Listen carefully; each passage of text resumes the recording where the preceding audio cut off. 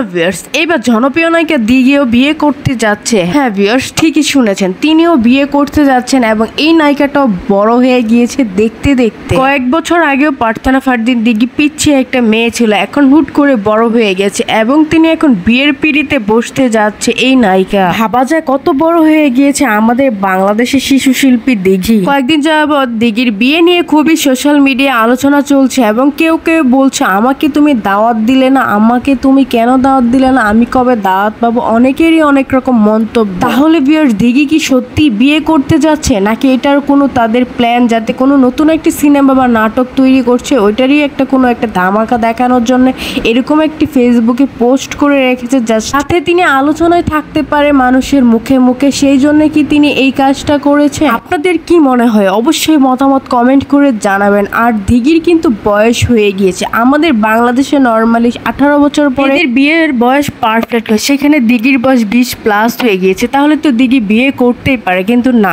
আমাদের বাংলাদেশ অথবা যে কোনো দেশেরই নায়িকারা কিন্তু অনেক সময় নিয়ে তারা বিয়ের পিঁড়িতে বসে। তাহলে কি দিঘির এটা আসলে কোনো প্ল্যান? তো আমরা আসলে সঠিকটা তখনই জানতে পারবো যখন তিনি বিয়ে করতে বসবেন কিংবা এটা নিয়ে কোনো তথ্য বের হবে। তো ভিউয়ার্স, আপনারা আপনাদের মতামত কমেন্ট করে জানাবেন। আর আমার চ্যানেলে প্রথমবার ভিডিও দেখে থাকলে অবশ্যই একটা সাবস্ক্রাইব করে রাখবেন।